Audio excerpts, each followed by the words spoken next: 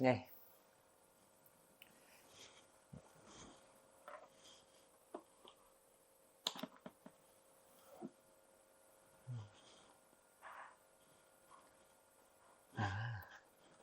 Halo manusia susah lupa. Nama saya Dimas Manggala Wicaksono. Saya seorang sarjana penyandang gelar D. Dan hari ini kita akan membicarakan tentang jas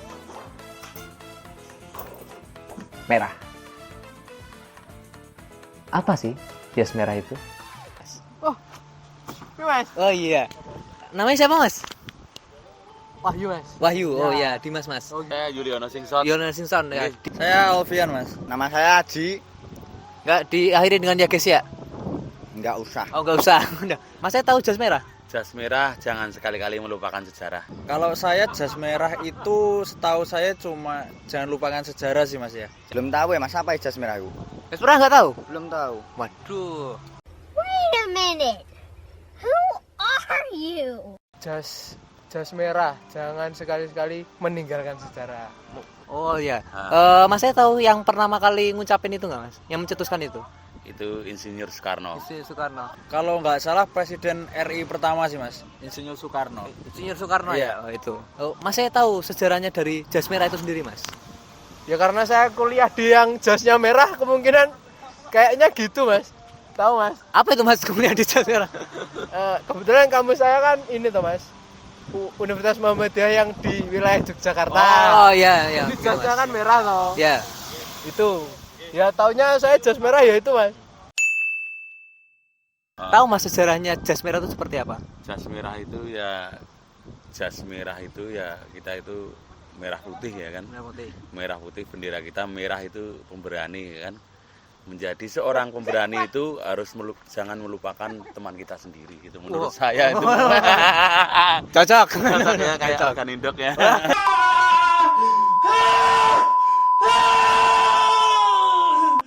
Kalau taunya saya kurang tahu sih, Mas.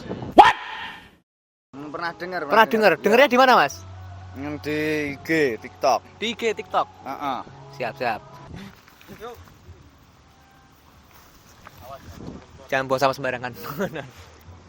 Konon katanya, jas merah adalah sebuah slogan yang telah dikeluarkan lebih dari 50 tahun yang lalu, bahkan digunakan oleh orang-orang hari ini sebagai sebuah penguat, sebuah argumennya dia ketika dia membicarakan tentang suatu kejayaan atau argumen dia tentang suatu pentingnya sejarah.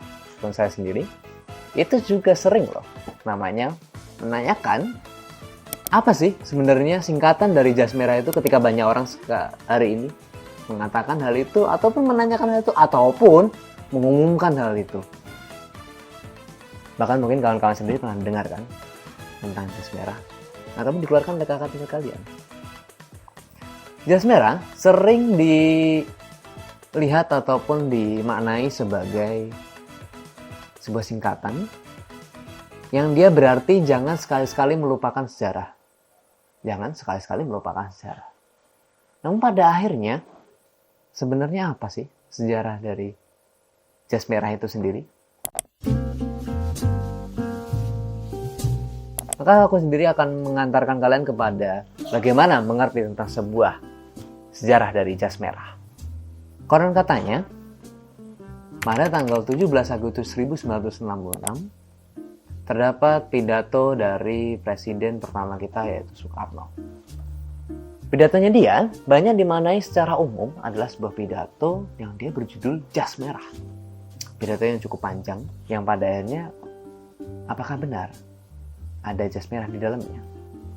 Lalu apa hubungannya dan apa pentingnya melihat pidato dari Soekarno dan jas merah itu sendiri? Secara jelas dan secara fakta, banyak sekali saksi yang dia itu sebenarnya, bahkan ada penjelasan dari artikel hari ini ketika dia membicarakan tentang jas merah. Jas merah, beberapa saksi sejarah itu mengatakan bahwa singkatannya bukan jangan sekali-sekali melupakan sejarah, tapi jangan sekali-sekali meninggalkan sejarah. Secara umum, ketika kawan-kawan melihat lagi tentang pidato dari Soekarno itu sendiri, pidato Soekarno pada tahun 66 itu adalah sebuah pidato kepresidenan terakhir, di mana pidato tersebut dikeluarkan demi untuk melihat nasib bangsa ketika dia melihat peristiwa yang sudah-sudah, sebagaimana kalian tahu apa itu peristiwa tahun 66.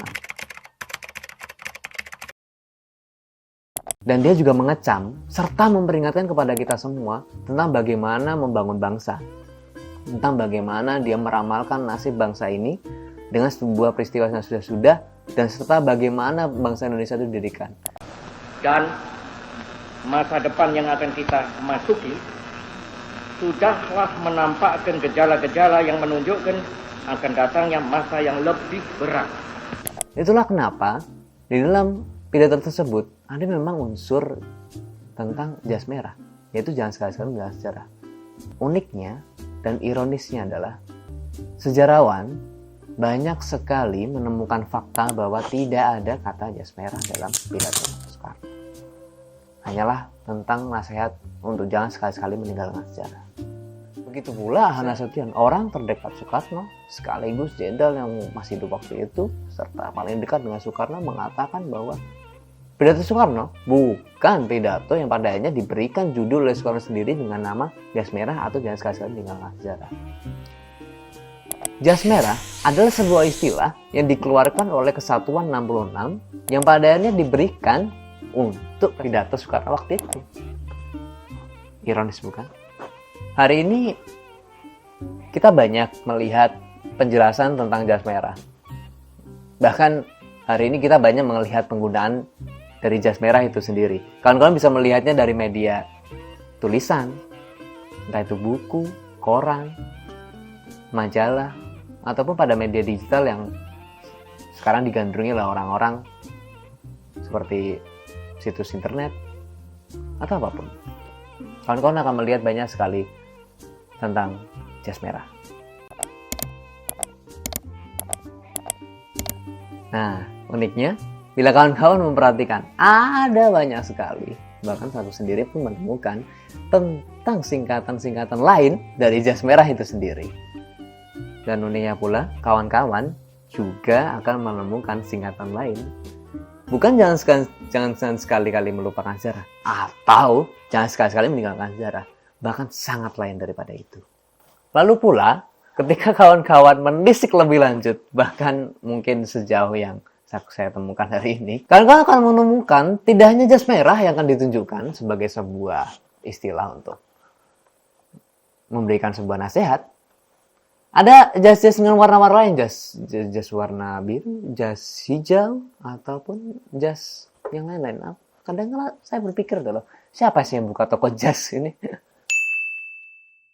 Kenapa kalau aku menulis itu lebih lancar daripada ngomong ya? Bahkan tidak ada rokok. Akan tetapi kawan-kawan, bukannya saya tidak percaya, tapi biarkan saya setidaknya memberikan saran tentang bagaimana menyikapi hal tersebut. Jadi begini kan kawan, saya sendiri adalah orang yang belajar dari persepsi sejarah. Di dalam pengantar Bumi Sejarah dari karya Kunto Wijoyo disebutkan bahwa pada akhirnya masyarakat itu akan dibagi menjadi dua ketika dia akan berhadapan dengan sejarah. Masyarakat akan dibagi menjadi pelaku sejarah dan masyarakat dibagi menjadi sebuah saksi sejarah. Pelaku sejarah adalah orang-orang yang terlibat langsung di dalam peristiwa sejarah tersebut. Sedangkan saksi sejarah adalah orang-orang yang terlibat secara tidak langsung atau mungkin tidak terlibat, hanya menjadi sebuah saksi ataupun dia hanya menonton sebuah peristiwa tersebut. Masyarakat terbagi menjadi dua hal ini. Dan pada akhirnya di dalam buku yang saya baca dan bahkan dalam pemikiran saya sendiri, saya merasa itu tidak ada yang istimewa sama sekali kedua hal itu. Tidak ada yang istimewa dari menjadi pelaku sejarah atau menjadi saksi sejarah. Dua-duanya sama-sama penting. Kalau tidak ada pelaku sejarah, maka sejarah tidak akan terjadi. Tapi kalau tidak ada saksi sejarah, sejarah juga tidak akan bisa dicari sumbernya. Itulah kenapa tidak ada yang istimewa sama lain. Semuanya sama pentingnya. Karena yang lebih penting daripada itu adalah ada seorang sejarawan yang dia lulus persyaratan untuk menuliskannya. Maka itulah sebuah pesan yang cukup tersirat untuk kawan-kawan yang notabene berada dalam akademisi sejarah ataupun orang-orang yang hidupnya berada di sejarah. Tak tok.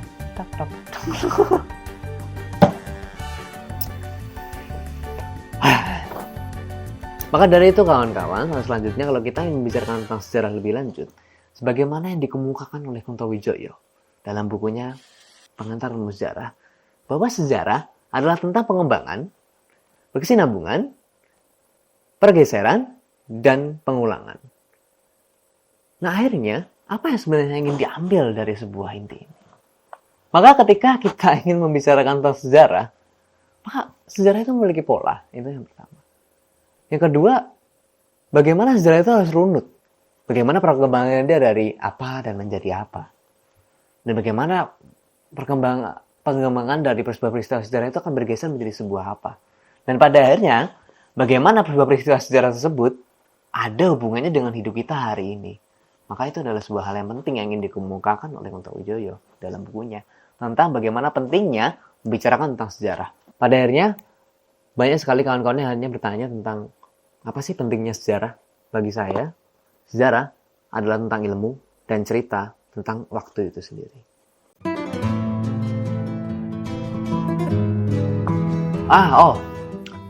Kemarin-kemarin, mungkin kawan-kawan sedikit bingung kenapa kami, ataupun kawan-kawan sebelum saya, ataupun kawan-kawan setelah saya, selalu menyapa kawan-kawan dengan kata-kata manusia susah lupa. Jadi begini kawan-kawan, sebenarnya bukan apa-apa sih. Manusia susah lupa itu adalah sebuah istilah yang kami ciptakan sendiri. Uniknya adalah, manusia susah lupa itu sebenarnya adalah suatu candaan atas kritik kita, atau mungkin itu bisa menjadi sebuah kritik ya. Tentang waktu itu kita membicarakan tentang jas merah. Ini kadang saya berpikir tuh, banyak sekali orang pada akhirnya membicarakan tentang argumennya dia soal kejayaan masa lalu atau suatu peristiwa yang cukup penting yang pada akhirnya nggak boleh dilupakan oleh orang, dan dia selalu menambahkan tuh, tolong jas merah, jangan sekali-kali melupakan sejarah. Pada akhirnya, kenapa sih harus jas merah itu dibawa-bawa? Ini siapa sih yang bawa-bawa jas merah? Ini antek UM. Nggak bercanda. Pada akhirnya kami hidup dalam lingkungan diskusi yang sangat-sangat keras sekali kalau saya boleh bilang, dan pada akhirnya kita mulai mengkritisi kembali jas merah itu sebenarnya seperti apa? Apa sih ini jas merah? Kenapa dinamai seperti itu? Kenapa harus merah? Apa fungsi dari jas merah? Kapan dia ada? Siapa yang mengungkapkan? Ada pertanyaan cukup penting ketika kita membicarakan jas merah. Karena untuk membicarakan sejarah, perlu banyak yang namanya itu konfirmasi ataupun mencoba untuk mengecek sumber dari sebuah fakta peristiwa sejarah. Akhirnya, kata-kata manusia susah lupa kami hadir, di mana kami berpikir bahwa manusia itu tidak pernah melupakan sejarah pada akhirnya. Ketika sebuah istilah jas merah di mana jangan sekali-sekali melupakan sejarah, pada akhirnya kami berpikir bahwa apakah ada manusia yang melupakan sejarahnya? Kalau kira kita tidak akan pernah bisa lepas dari sebuah masa lalu. Bahkan Kuntowijoyo sendiri bilang, manusia tidak akan pernah bisa lepas dari masa lalunya. Karena hidup manusia adalah keterikatan tentang masa lalu dan bagaimana dia akan hidup untuk masa depan. Jadi begitu kan kawan. Kami berpikir bahwa manusia susah lupa adalah sebuah solusi yang pada akhirnya kami ingin berikan kepada jas merah, kepada sosok jas merah, di mana manusia tidak bisa hari ini meninggalkan sejarah, pasti, ataupun dia tidak bisa melupakan sejarah, itu pasti. Maka kami berikrar tentang bagaimana kami tidak akan pernah bisa namanya melupakan sejarah. Itulah kenapa kami sebut dengan manusia susah lupa. Daripada manusia lupa susah kan nggak susah.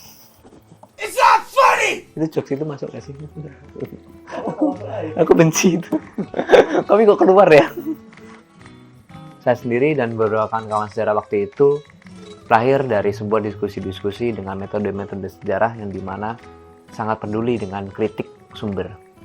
Kritik tentang bagaimana sumber itu berasal atau bagaimana sebuah sejarah itu seperti seharusnya. Setidaknya lembaga sekolah memberikan sebuah fakta sejarah. Lalu pengalaman memberikan kebijaksanaan, di mana fakta sejarah dan pengalaman sama-sama hal yang penting dalam sejarah. Padahal itu adalah sebuah makna yang ingin dikeluarkan kepada kita, dikeluarkan oleh dosen-dosen dan para pengajar kami tentang sejarah, bahwa ada banyak sekali pertimbangan-pertimbangan yang jangan sampai terburu-buru dalam memutuskan sesuatu tentang sebuah kebenaran sejarah. Karena kita bicara tentang kebenaran suatu fakta untuk diberikan kepada masyarakat. Sejarah adalah tentang kebenaran.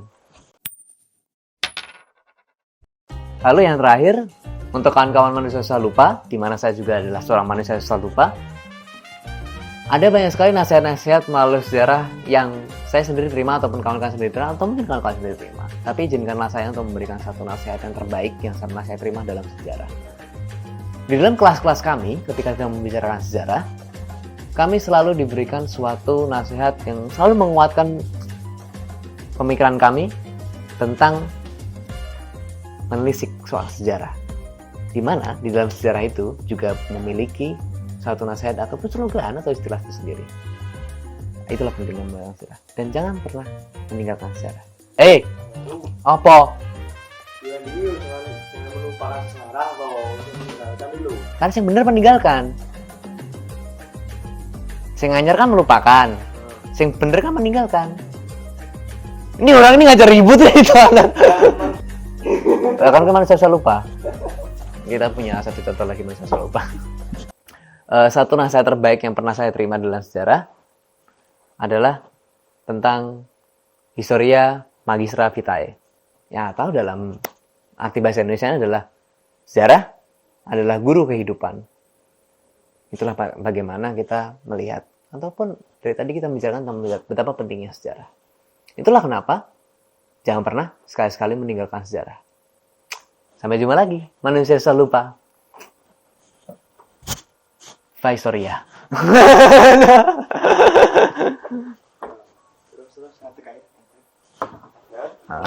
Aku boleh memberikan satu pesan untuk kawan-kawan sejarah Pacitan, Pak?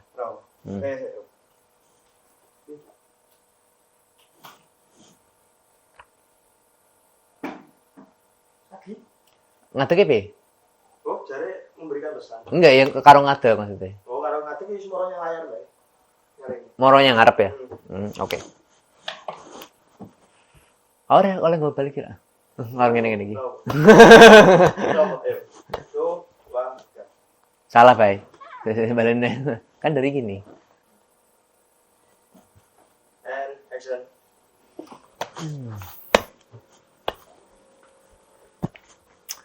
Lalu satu perusahaan lagi buat kawan-kawan sejarah Pacitan, Kunto Wijoyo di dalam bukunya Pengantar Sejarah sudah pernah mengatakan tentang pelaku sejarah dan saksi sejarah itu tidak ada bedanya. Karena yang lebih penting adalah seorang sejarawan yang menuliskan kisahnya. Tentunya yang lulus persyaratan. Maka bersemangatlah para sejarawan. Viva Historia, manusia selalu lupa.